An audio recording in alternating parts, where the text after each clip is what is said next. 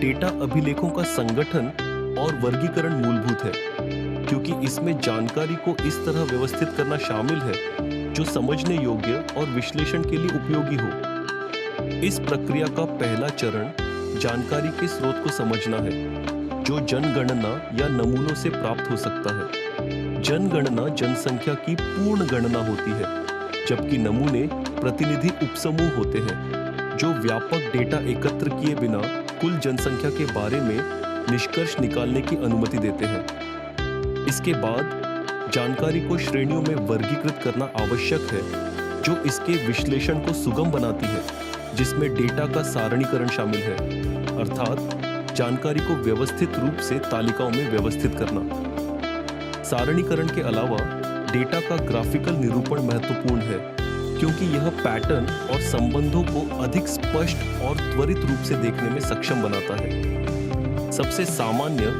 Graphical निरूपणों में bar chart, histogram और scatter plot शामिल हैं, जो बड़ी मात्रा में डेटा की व्याख्या को सुगम बनाते हैं। इस संदर्भ में आर्थिक जानकारी के सांख्यिकीय स्रोतों और इसे एकत्र करने के लिए जिम्मेदार संगठनों को समझना आवश्यक है, जैसे कि राष्ट्रीय सांख्यिकी और भूगोल संस्थान INEGI, जो विश्लेषण के लिए महत्वपूर्ण सामाजिक आर्थिक डेटा प्रदान करता है।